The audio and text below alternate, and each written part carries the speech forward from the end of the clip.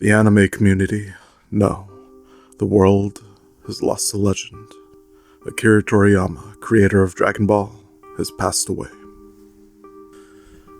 Every anime YouTuber is going to be making a video to talk about their thoughts and feelings, and I'll throw my hat in too. As a therapist, I'll try to explain and validate why you might be having some strong feelings right now over the loss of someone that you never really knew. Grief is this really strong feeling of sadness and loss that we experience when someone or something that we hold dearly passes. Grief can feel like a lot of other emotions too, like anger, anxiety, or even numbness. Pretty much any negative emotion is all a part of the grief experience, and it can be unique to every individual.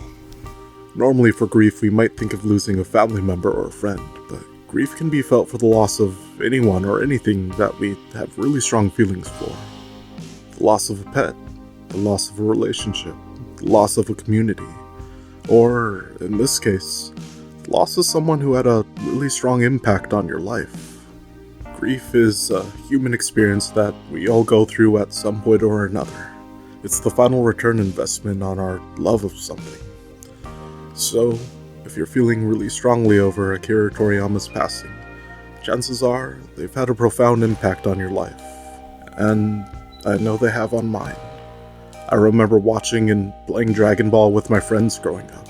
Those moments ended up being a gateway into something that has led to so many precious moments and relationships that I still have to this day.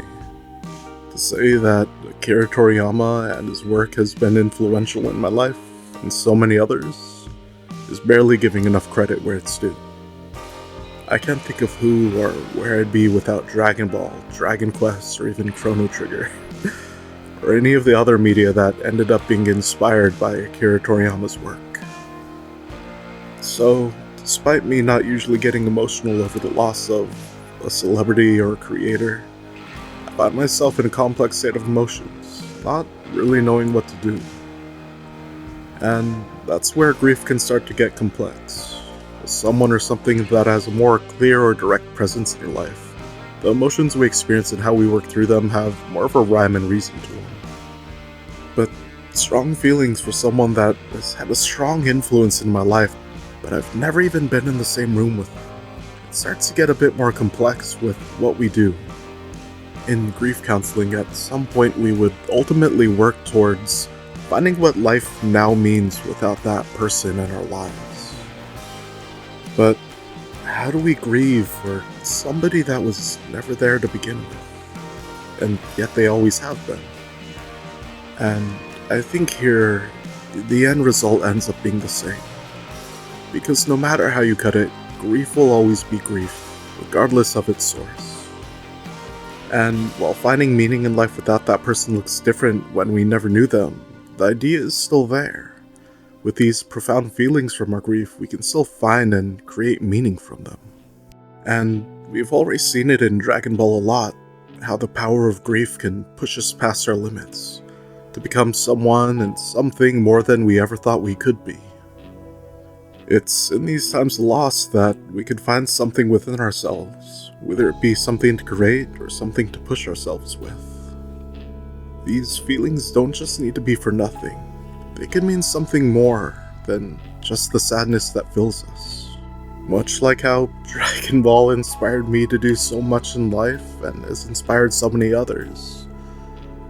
These feelings that are passed on to us now are still something that we could use to move us, to push us doing something more. So, if you find yourself feeling in a mess after the loss of Akira Toriyama, that's okay. Grieve to your heart's content and then grieve some more. And when you're ready, wipe your tears, and decide what those feelings mean to you, and what you want to do with them. Whether that be diving really heavy into art, getting really into the gym or martial arts to finally get the body of a Super Saiyan, or maybe even making a YouTube video to explore your own feelings of grief. If you made it this far, chances are you do have a strong connection to Dragon Ball in some shape or form, or something else that Akira Toriyama has touched. And here we are now, with a new feeling of grief for a man that has made all the difference in our lives. And just like every other time, we can keep on using these feelings to push ourselves forward. So, harness every bit of emotion that this connection has given you.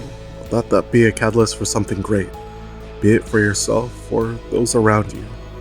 Let it be thanks to the man who's shaped our world and made all the difference without ever even needing to be there. And I just want to say thank you, Akira Toriyama, for everything you've ever done or inspired, and will continue to inspire for ages to come. If you made it this far, I really appreciate it. I'd also appreciate a like and subscribe, but I think what I'd appreciate the most is if you comment down what Dragon Ball meant to you. Either directly or indirectly, this is a series and a person that has shaped our lives in so many ways. To me, I didn't really think I'd react so strongly, but the more that I thought about how Dragon Ball has kind of impacted my life, or even everything else that Akira Toriyama has touched in some way, even with just making art for it, it really shaped me as I grew up, and it's basically how I got into anime and video games, and now so many of my relationships and hobbies are built off of that love that Dragon Ball instilled in me. It definitely gets me in my feelings. So, once again, thank you, Akira Toriyama, for everything. This has been Papa Kuma, and thanks for stopping by.